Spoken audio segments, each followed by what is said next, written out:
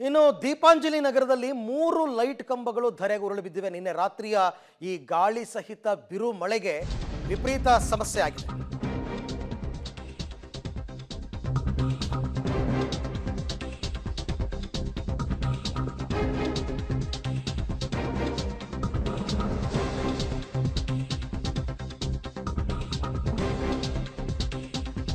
ಮಳೆಯ ಅಬ್ಬರಕ್ಕೆ ಬೆಂಗಳೂರಿನಲ್ಲಿ 108 ಅವಾಂತರಗಳಾಗ್ಬಿಟ್ಟಿದೆ.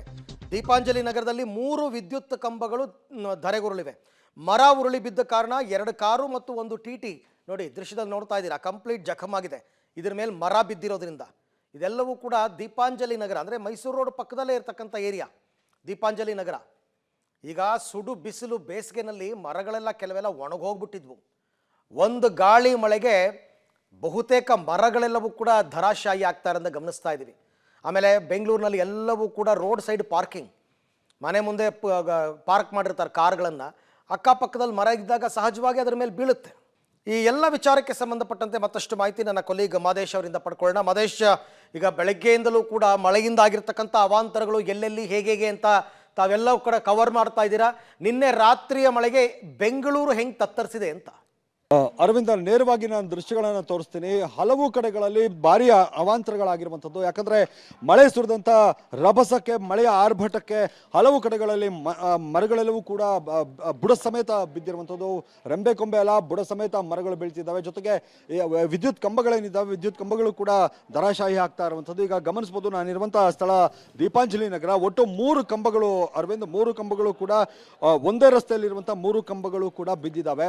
ಜೊತೆಗೆ ಬೃಹದಾಕಾರದ ಮರ ಕೂಡ ಬಿದ್ದಿರುವಂಥದ್ದು. ಈಗ ಅದನ್ನು ತೆರವು ಮಾಡುವಂಥ ಕೆಲಸವನ್ನ ಮಾಡಲಾಗ್ತಾ ಇದೆ. ಆದರೆ ರಾತ್ರಿ 11ವರೆಗೆ ಏನು ಇಲ್ಲಿ ಗಾಡಿಗಳನ್ನು ನಿಲ್ಲಿಸಿರ್ತಾರೆ, ಅಂದರೆ ಪಾರ್ಕ್ ಮಾಡುವಂಥ ಸ್ಥಳ ಇದು. ಪಾರ್ಕ್ ಮಾಡಿದಂಥ ಸಂದರ್ಭದಲ್ಲಿ ಏಕಾಏಕಿ 11:30 ಸುಮಾರಿಗೆ ಮರ ಬುಡ ಸಮೇತ ಬಿದ್ದಿರುವಂಥದ್ದು. ಬುಡ ಸಮೇತವಾಗಿ ಟಿ ಹಾಗೆ 2 ಕಾರ್ಗಳ ಮೇಲೆ ಬೀಳುತ್ತೆ. ಅವೆಲ್ಲವೂ ಕೂಡ ಜಖಮ್ ಆಗಿರುವಂಥದ್ದು. ಈಗ BBMP ಅವರು ಅಂದರೆ BBMP ಸಿಬ್ಬಂದಿಗಳು ಬಂದು ಅದನ್ನು ತೆರವು ಮಾಡುವಂಥ ಕೆಲಸವನ್ನು ಮಾಡ್ತಿದ್ದಾರೆ. ಆದರೆ ರಾತ್ರಿ 11:30ಕ್ಕೆ ಬಿದ್ದಿದೆ. ಈಗ 9 ಗಂಟೆಗೆ ಬಂದು ತೆರವು ಮಾಡುವಂಥ ಕೆಲಸವನ್ನು ಮಾಡ್ತಿದ್ದಾರೆ ಅನ್ನುವಂಥ ಆರೋಪವನ್ನ ಸಾರ್ವಜನಿಕರು ಮಾಡ್ತಾ ಇದ್ರು. ಹಾಗೆ ವಾಹನ ಸವಾರರು ಕೂಡ ಬೇಸರವನ್ನ ವ್ಯಕ್ತಪಡಿಸ್ತಾ ಇದ್ರು. ಈಗ ಅವರಿದ್ದಾರೆ ವಾಹನ ಸವಾರರು, ಅಂದ್ರೆ ಟಿಟಿ ಮಾಲೀಕರು. ಅವ್ರು ಮಾತಾಡ್ತೀನಿ. ಸರ್, ಏನಾಯ್ತು? ಎಷ್ಟು ಗಂಟೆಗೆ ಬಿತ್ತು? ರಾತ್ರಿ 12ವರೆಗೆ ಆಗಿರೋದು. ರಾತ್ರಿ 12ವರೆಗೆ ಅಂದ್ರೆ ರಾತ್ರಿ 11ವರೆಗೆ ಬಿದ್ದಂತ ಮರ ಇದು. ಅದನ್ನ ತೆರವು ಮಾಡುವಂತ ಕೆಲಸವನ್ನ ಈಗ BBMP ಸಿಬ್ಬಂದಿಗಳು ಮಾಡ್ತಿದ್ದಾರೆ. ಈಗ ಜನ ಕೂಡ ಆಕ್ರೋಶವನ್ನ ವ್ಯಕ್ತಪಡಿಸೋದೇನಂದ್ರೆ, ಯಾಕೆ ಇಷ್ಟೊಂದು ತಡ ಮಾಡ್ತಾ ಇರುವಂತದ್ದು ಅಂತ. ಅಂದ್ರೆ 11ವರೆಗೆ ಬಿದ್ದ ಮೇಲೆ ಇಲ್ಲಿವರೆಗೂ ಕೂಡ ಗಾಡಿಗಳಿರ್ತವೆ, ವಿದ್ಯುತ್ ಏನು ಲೈನ್ಗಳಿರ್ತವೆ, ಅವೆಲ್ಲವೂ ಕೂಡ ಕೆಳಗೆ ಬಿದ್ದಿರುತ್ತೆ. ಈ ಸಂದರ್ಭದಲ್ಲಿ ನಮಗೆ ಏನಾದರೂ ಸಮಸ್ಯೆ ಆದರೆ ಯಾರು ಹೊಣೆ ಅನ್ನುವಂಥ ಪ್ರಶ್ನೆಯನ್ನು ಕೂಡ ಸಾರ್ವಜನಿಕರು ಮಾಡ್ತಿದ್ದಾರೆ. ಒಟ್ಟಾರೆ ಈಗ BBMP ಕಡೆಯಿಂದ ಬಂದು ಅದನ್ನು ತೆರವು ಮಾಡುವಂಥ ಕೆಲಸವನ್ನ ಮಾಡ್ತಿದ್ದಾರೆ. ಅಂದ್ರೆ ಇದೊಂದೇ ಅಲ್ಲ, ಬಹುತೇಕ ಈ RR ನಗರದ ಕಡೆ ಏನಿದೆ, RR ನಗರದ ವಿಭಾಗದಲ್ಲಿ ಸಾಕಷ್ಟು ಸಂಖ್ಯೆಯಲ್ಲಿ ಮರಗಳು ಬಿದ್ದಿದ್ದಾವೆ. ಹಾಗೆ ನೀರು ನುಗ್ಗಿದಂತ ಘಟನೆಗಳು ಕೂಡ ಆಗಿರುವಂಥದ್ದು. ಒಟ್ಟಾರೆ ಅದೆಲ್ಲವನ್ನು ಕೂಡ ಕ್ಲಿಯರ್ ಮಾಡುವಂತಹ ಕೆಲಸವನ್ನು ಈಗ BBMP ಮಾಡ್ತಾ ಇರುವಂಥದ್ದು. Aravind, okay, thank you Madesh ತಮ್ಮ ಎಲ್ಲ ಮಾಹಿತಿಗೆ. ಕೇವಲ ಒಂದು ರಾತ್ರಿಯ ಮಳೆ, ಆ ಮಳೆಗೆ ಆಗಿರ್ತಕ್ಕಂಥ ಅನಾಹುತಗಳು